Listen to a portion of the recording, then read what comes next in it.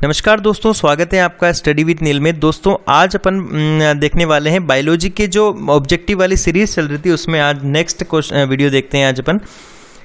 तो दोस्तों आज के वीडियो में अपन देखते हैं पहला क्वेश्चन, हाइपोग्लाइसीमिया और हाइपरग्लाइसीमिया नामक शब्द निम्न में से किससे संबंधित हैं?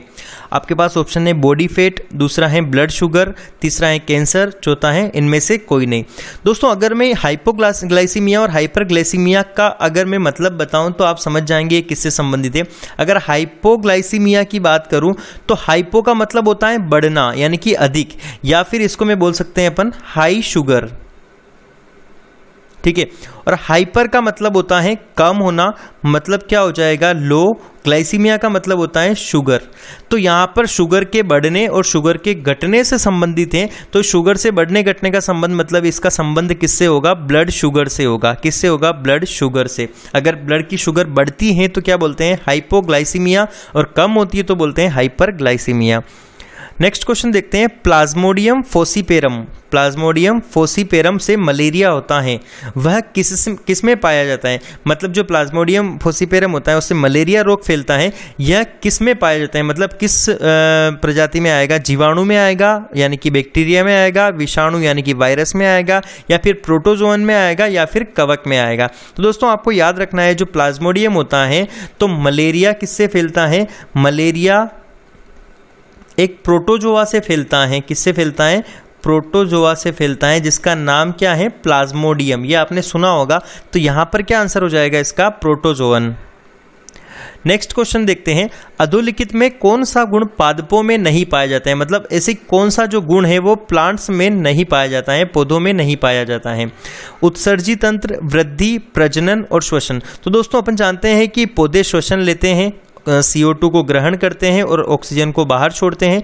प्रजनन भी होता है उनमें पुष्पों के द्वारा, वृद्धि भी होती है, तभी तो वे छोटे से बीज से पौधे बनकर फिर बड़े से वृक्ष बन जाते हैं। लेकिन जो पौधों में एक पर्टिकुलर उत्सर्जित तंत्र नहीं पाया जाता है, पौधे उत्सर्जन करते हैं लेकिन कोई सिस्टम नहीं पाया जाता है, तो क्या आंसर हो जाएगा इसका? उत्सर्जी तंत्र। नेक्स्ट क्वेश्चन देखते हैं दोस्तों, जीव विज्ञानियों ने पादप जगत और प्राणी जगत की जातियों को बहुत बड़ी संख्या में ज्ञात किया है। मतलब वैज्ञानिकों ने बहुत बड़ी संख्या में इनको खोजा है, ढूंढ निकाला है, पहचान लिया है। संख्या की दृष्टि से अब तक ढूंढे हुए और पहचाने हुए जीवों में सबसे अधिक संख्या किसकी है? तो दोस्तों ऑप्शन है आपके पास, कवक सबसे अधिक संख्या में है, पादप यानी कि प्लांट्स सबसे अधिक संख्या में है, कीट सबसे अधिक संख्या में है, या फिर जीवाणु। तो दोस्तों यहां पर आंसर हो जाएगा कीटों की संख्या क्या है? सबसे अधिक है। मतलब जो इंसेक्ट्स होते हैं, कीड़े होते हैं, उनकी संख्या क्या है? इस पृथ्वी पर सबसे अधिक है। अब तक खोजी गई संख्या सबसे अधिक है। नेक्स्ट क्वेश्चन देखते हैं दोस्तों, जैविक जगत में होने वाले कार्य, गुण व प्रवृत्ति के अध्ययन के इस ज्ञान को मशीनी जगत में उपयोग करने को क्या कहते हैं? मतलब एक तरह से देखा जाए दोस्तों तो किसी भी जीव का मतलब जो भी है जीव के प्रवृत्ति और अध्ययन को मशीनी जगत में यूज करने को क्या कहेंगे? तो ऑप्शन है आपके पास बायोनिक्स, बायोनोमिक्स, बायोनोमी, या फिर बायोमेट्रिक्स। यहां पर क्या हो जाएगा? बायोमेट्रिक्स हो जाएगा। ठीक है, तो दोस्तों एक बार ऑप्शन को क्लियर कर लेते हैं फिर अपन इसका आंसर देखेंगे। तो ऑप्शन है बायोनिक्स, ठीक है, बायोनिक्स। दूसरा ऑप्शन है बायोनोमिक्स। दोस्तों बायोनोमिक्स का अध्ययन होता है कि जो कोई भी जीव है, जीव का पर्यावरण, कोई भी जीव है और उसका पर्यावरण से संबंधों का अध्ययन क्या कहलाएगा? बायोनोमिक्स। बायोनोमी क्या कहलाता है दोस्तों? बायोनोमी को हिंदी में बोलते हैं जैव पारिस्थितिकी। अब वर्ड से समझ में आ गया होगा। नेक्स्ट है बायोमेट्रिक्स। बायो का मतलब होता है जीवन, मैट्रिक्स का मतलब होता है मापन, मैट्रिक्स। तो जैविक तथ्यों का मापन क्या हो जाएगा? बायोमेट्रिक्स। और जो बायोनिक्स होता है ये क्या होता है? जीव जगत में होने वाले कार्य, गुण या प्रवृत्ति के अध्ययन को क्या कहते हैं? मशीनी जगत में या फिर इंजीनियरिंग फील्ड में यूज करने को क्या कहते हैं? बायोनिक्स कहते हैं। क्लियर है? नेक्स्ट क्वेश्चन देखते हैं, सबसे छोटा जीव जो स्वयं विकास एवं प्रजनन करने में समर्थ होता है क्या कहलाएगा? वो विषाणु यानी कि वायरस होता है, जीवाणु यानी कि बैक्टीरिया होता है, माइकोप्लाज्मा या फिर बैक्टीरियोफेज। तो दोस्तों अब तक की ज्ञात सबसे छोटी कोशिका जो सबसे छोटा जीव भी है और खुद का विकास और प्रजनन करने में समर्थ होता है वो क्या है? माइकोप्लाज्मा। नेक्स्ट क्वेश्चन है यीस्ट और मशरूम क्या है? दोस्तों मशरूम के बारे में अपन 2 बार पढ़ चुके हैं इस बायोलॉजी के लेक्चर सीरीज के अंदर। तो मशरूम क्या होते हैं दोस्तों? शैवाल होते हैं? नहीं होते हैं। बीजी होते हैं? नग्नबीजी? तो बिल्कुल नहीं होते हैं। फफूंद होते हैं? तो जी हाँ बिल्कुल क्या होते हैं? यीस्ट और मशरूम दोनों क्या होते हैं? फफूंद होते हैं। गांठदार जड़ें भी बिल्कुल नहीं होती है। नेक्स्ट क्वेश्चन देखते हैं लौंग क्या है? लौंग जो होता है वो क्या है? तने की गांठ है, जड़ की गांठें हैं या फिर बंद कलियां हैं या बीज हैं? तो दोस्तों जो लौंग होता है वो क्या होती हैं? बंद कलियां होती हैं। नेक्स्ट क्वेश्चन है अफीम पोस्ट, अफीम या पोस्त भी बोला जाता है, पौधे के किस भाग से प्राप्त होती है? क्या फूल से प्राप्त होती है, पत्ते से प्राप्त होती है, अधपके फल से प्राप्त होती है या फिर मूल से प्राप्त होती है? तो दोस्तों अफीम पोस्ट जो होती है, पोस्त भी बोलते हैं, जो अधपके फल से प्राप्त होती है। नेक्स्ट क्वेश्चन है जीवाणु में माइटोकॉन्ड्रिया के समवर्ती अंग को क्या कहा जाता है? जीवाणु का मतलब होता है दोस्तों जो कोई बैक्टीरिया है, बैक्टीरिया में माइटोकॉन्ड्रिया के समवर्ती अंग, मतलब बैक्टीरिया में जो माइटोकॉन्ड्रिया जो पावर हाउस होता है, एनर्जी प्रोड्यूसिंग और रचना होती है, उसके समवर्ती मतलब उसके जैसा अंग बैक्टीरिया में कौन सा पाया जाता है? क्या राइबोसोम होता है, माइक्रोसोम होता है, मीजोसोम होता है या फिर एपीसोम होता है? तो इसका आंसर क्या हो जाएगा? मीजोसोम हो जाएगा। क्लियर है? नेक्स्ट क्वेश्चन देखते हैं जीवित जीवाश्म किसे कहा जाता है? यानी कि लिविंग फॉसिल। जीवित जीवाश्म को क्या बोलते हैं? लिविंग फॉसिल किसे कहा जाता है? साइकस, गिंगो, मेटासिक्युआ या फिर उपरोक्त सभी को? तो दोस्तों सबसे पहले समझते हैं कि जीवित जीवाश्म क्या होता है। जीवित जीवाश्म क्या होता है मतलब अगर जीवित जीवाश्म की बात की जाए तो ऐसे जो जीव या फिर ऐसे पौधे, पेड़ पौधे, जीव जो मतलब कई लाखों वर्षों पहले क्या है पृथ्वी पर उपस्थित थे और वो आज भी अपना अस्तित्व बनाए हुए, मतलब वो आज भी पृथ्वी पर विद्यमान है। इतने लाखों वर्षों से आज तक अस्तित्व उनका विद्यमान है, वो विलुप्त नहीं हुए हैं। उन्हें क्या बोलते हैं? जीवित जीवाश्म बोलते हैं। तो ये जो साइकस का पेड़ है, गिंगो है, मेटासिक्युआ, ये तीनों क्या है? लाखों वर्षों से पृथ्वी पर विद्यमान है, अभी तक इनका अस्तित्व है, ये विलुप्त नहीं हुए हैं। इस कारण इसे क्या बोलेंगे अपन? जीवित जीवाश्म बोलेंगे। तो आंसर क्या हो जाएगा इसका? डी वाला, उपरोक्त सभी। नेक्स्ट क्वेश्चन है निम्नलिखित में से कौन से अधिकतम कुशलता पूर्वक और सौर ऊर्जा को रासायनिक ऊर्जा में परिवर्तित करते हैं?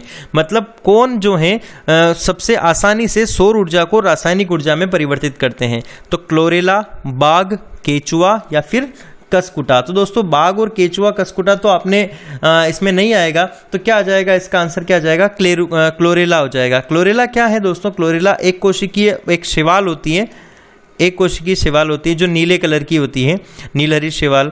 तो क्लोरेला क्या हो जाएगा? इसका आंसर हो जाएगा। नेक्स्ट क्वेश्चन है पत्तियों में स्टार्च की उपस्थिति के परीक्षण के लिए, पत्तियों में स्टार्च की उपस्थिति के परीक्षण के लिए प्रयोग में लाया जाने वाला अभिकर्मक कौन सा है?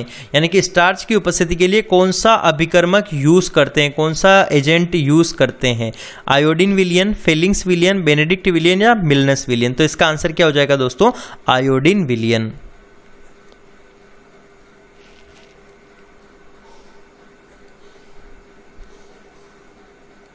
नेक्स्ट क्वेश्चन देखते हैं प्रकाश संश्लेषण होता है रात्रि में, दिन में और रात्रि में, इनमें से कोई नहीं। दोस्तों आपने प्रकाश संश्लेषण की क्रिया देखी होगी, उसमें क्या होता है? जो भी क्रिया होती है वो किसकी उपस्थिति में होती है? सूर्य प्रकाश की उपस्थिति में। तो सूर्य का प्रकाश कब मिलता है?